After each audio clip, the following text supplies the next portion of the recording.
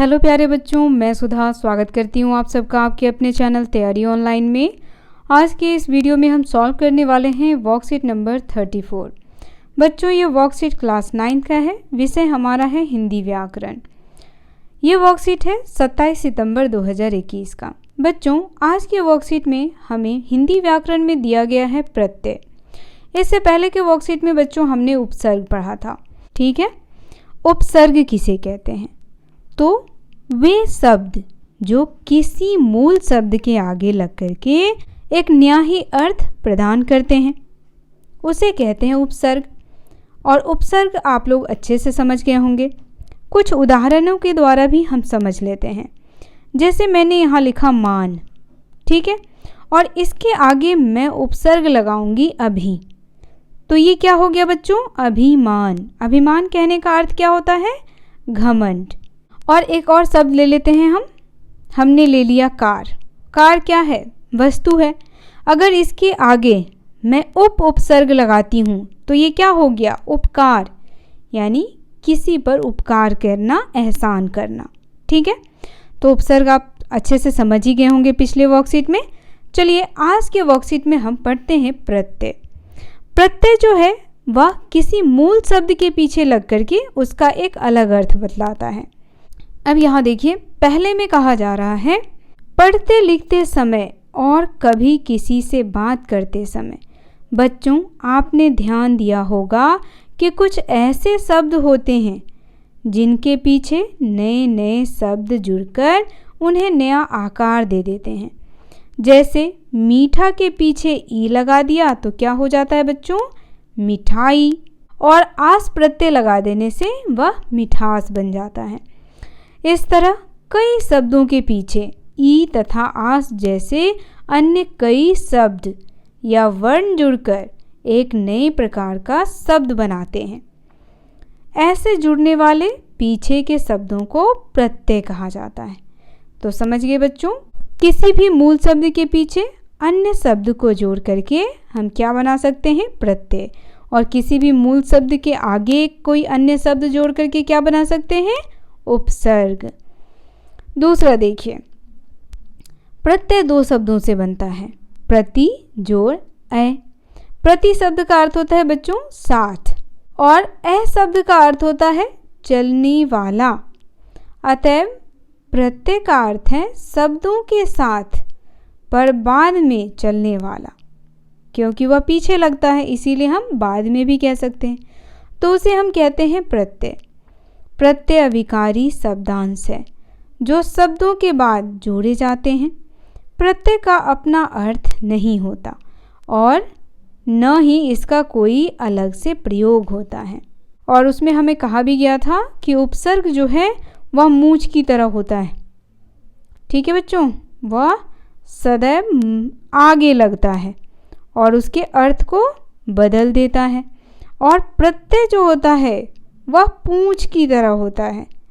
यह सदैव पीछे लगता है और उसके अर्थ को बदल देता है ना। तो इस तरीके से भी हम इसे याद रख सकते हैं।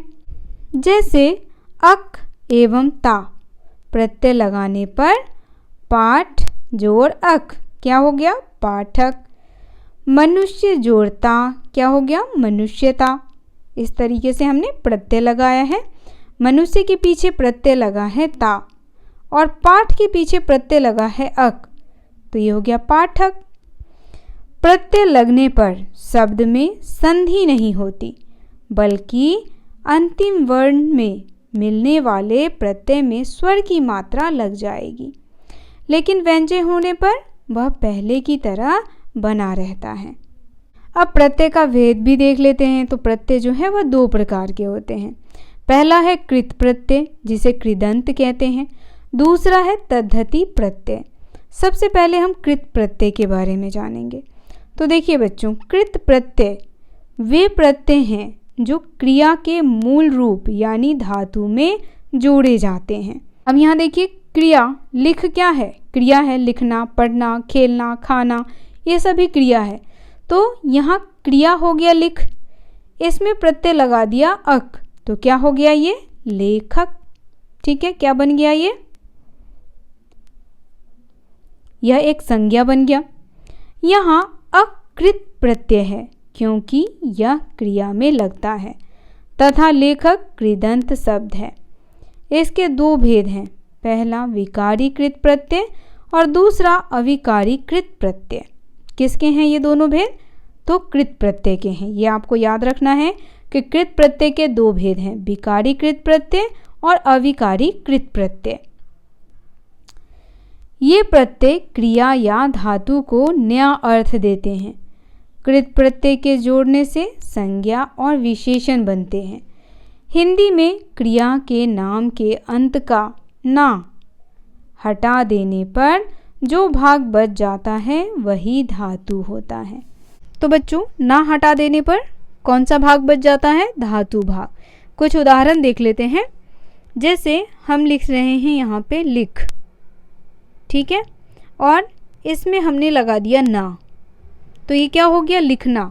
अगर हम इसमें से ना हटा देते हैं तो धातु क्या बच जाएगा? लिख। उसी तरह कुछ उदाहरण यहाँ पर भी दिए गए हैं। पढ़ना कि पढ़, ना हटा दिया तो क्या बच गया? पढ़। कहना कि कह, ना हटा दिया तो कह बच गया। चलना कि चल। धातु में ही प्रत्यय लगे हैं और वो प्रत्यय क्या है? ना प्रत्यय। कुछ उदाहरण नीचे भी दिया गया है, देखिए।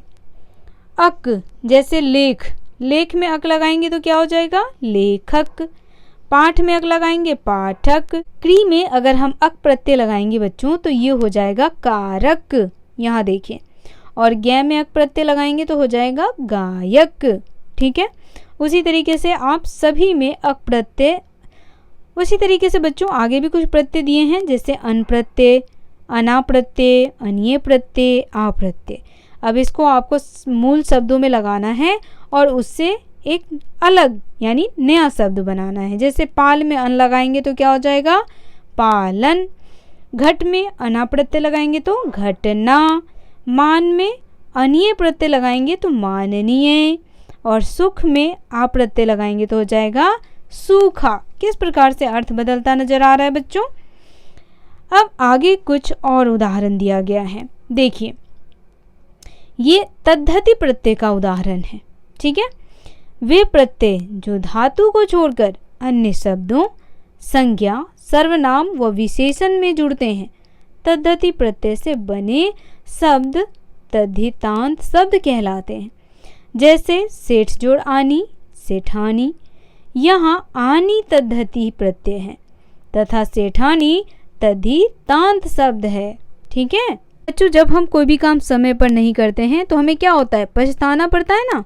तो पछताना में हमने आई प्रत्यय लगा दिया तो ये हो गया पछताई, ठीक है। उसने समय पर काम नहीं किया इसलिए वो अब पछता रही है। आइन, आइन प्रत्यय जैसे पंडित में लगा दिया। दूसरा प्रत्यय है आइन, हमने पंडित में लगाया आइन प्रत्यय तो ये हो जाता है पंडिताइन। सीधे इसका स्त्रीलिंग रूप देगा। ठाकुर में लगाएंगे तो ठाकुराइन। आई प्रत्यय पंडित में लगाएंगे तो पंडिताई हो जाएगा। उसी तरीके से सभी प्रत्ययों को आपको एक बार प्रयोग करना है। यहाँ पे कहा गया है कि तद्धति प्रत्यय जो है वह मूल शब्द में जोड़ने के बाद वह संज्ञा बन जाता है। जैसे हमने सेठ में आनी प्रत्यय जोड़ा तो सेठानी, सेठानी क्या है? संज्ञा है। पंडित में हमने आई प्रत्यय जोड़ा तो पंडिताई, पंडिताई जो है वो विशेषण है। उसके बाद पंडित में हमने आइन प्रत्यय जोड़ा तो ये हो गया पंडिताइन, तो ये क्या है बच्चों? ये है संज्ञा। तो यहाँ पे हमें यही ध्यान रखना है कि तद्धति प्रत्यय को जोड़ने पर मूल शब्द जो है वह किस में बदल जाता है बच्चों? संज्ञा, सर्वनाम और विशेषण में। ये हमें ध्यान रखना है। अब अगला हमारा प्रत्यय है बच्चों आर या आरा। जैसे लोहा में लगा दीजिए आर तो क्या हो गया? लोहार। लोहार कौन सा प्रत्यय? तो ये तद्धति प्रत्यय है और ये हो गया आपका संज्ञा, ठीक है। अगला है आहट। चिकना में लगा दीजिए आहट तो ये हो गया चिकनाहट, ये हो गया आपका विशेषण। इल प्रत्यय अगर हम फेन में लगाएंगे तो क्या हो जाएगा? फेनिल। कूट में लगाएंगे तो कुटिल। ये सभी तद्धति प्रत्यय हैं और ये सभी जो हैं वह मूल शब्द में लग करके संज्ञा, सर्वनाम और विशेषण के रूप में अर्थ प्रकट करते हैं। देखिए बच्चों, प्रत्यय से संबंधित कुछ प्रश्न हैं, हम उसे देखते हैं। पहला प्रश्न हमारा, छलिया घटिया में कौन सा प्रत्यय है? पहला ऑप्शन है क में या, ख में ई, ग में इया और घ में इया। तो यहाँ देखिए छलिया, ठीक है, घटिया, तो इसमें जुड़ा हुआ है इया प्रत्यय। ऑप्शन नंबर ग इसका करेक्ट आंसर होगा। दूसरा प्रश्न आपका है, निम्नलिखित प्रत्ययों से नए शब्द बनाएं। तो बच्चों प्रश्न संख्या 2 में कुछ प्रत्यय दिए गए थे जिससे संबंधित हमें शब्द बनाने थे। तो देखिए यहाँ ई प्रत्यय लगा करके शब्द बनाया गया है मिठाई। उसके बाद उक प्रत्यय लगा करके बनाया गया है भिक्षुक। ता प्रत्यय लगाकर पढ़ता, ती प्रत्यय लगाकर कृति और नौ प्रत्यय लगाकर आपको एक शब्द बनाना है। उसके बाद ना प्रत्यय लगा करके बनाया गया लिखना। मौ प्रत्यय का प्रयोग करके मध्य। य प्रत्यय का प्रयोग करके बनाया गया है कार्य। या का प्रयोग करके क्रिया। रू प्रत्यय का प्रयोग करके गेरू बनाया गया। उसीलिए वाला, वाला में क्या होगा? पान वाला, दूध वाला। उसके बाद हार प्रत्यय लगा करके बनाया गया है प्रहार। इन प्रत्यय लगा करके प्राचीन। ए प्रत्यय लगा करके धीरे। ए प्रत्यय लगा करके राधे। एरा या एरा प्रत्यय लगा करके सपेरा। कुछ शब्द बीच बीच में आपके लिए छोड़ दिए गए हैं। बच्चों इसमें आपके लिए भी कुछ शब्द छोड़े गए हैं जिसका प्रयोग करके आपको प्रत्यय बनाना है। कौन कौन से शब्द हैं? तो वो है न, सर्कल कर दिया जा रहा है आपके लिए, अय्या या वैया, ओला और औटा। ठीक है, प्रयोग करें और शब्द बनाएं, तभी आप जाकर के इसे सीखेंगे। तीसरा प्रश्न हमारा है, निम्नलिखित शब्दों से प्रत्यय और मूल शब्द अलग कीजिए। तो जैसे यहाँ देख रहे होंगे, ये प्रत्यय आपका दिया है झगड़ालू। अब इसमें आपको बताना है कि कौन सा प्रत्यय लगा हुआ है। तो देखिए बच्चों, यहाँ आपका मूल शब्द जो है वह हो जाएगा झगड़ा या झगड़। इसमें आपका प्रत्यय है आलू। ओके, तो ये क्या हो गया? झगड़ालू। तो देखिए बच्चों, दूसरा शब्द है हमारा घुमक्कड़। घुमक्कड़ में कौन सा प्रत्यय है? तो घूम में लगाया गया है अक्कड़ प्रत्यय, तो ये हो गया हमारा घुमक्कड़। ठीक है, अंतिम है सपेरा। आप हमें कमेंट में बताएं कि सपेरा में कौन सा प्रत्यय लगाया गया है। आज का ये वर्कशीट यहीं समाप्त होता है। मुझे आशा है बच्चों प्रत्यय आप अच्छे से समझ गए होंगे। अगर आपका कोई प्रश्न या सुझाव हो तो आप हमें कमेंट करके अवश्य बताएं। वीडियो पसंद आया हो तो लाइक, शेयर और हमारे चैनल को सब्सक्राइब कर लें ताकि इसी प्रकार के नॉलेजेबल वीडियो आपको मिलते रहें। तो मिलते हैं आपसे अगले वर्कशीट में, तब तक के लिए आप सभी का धन्यवाद।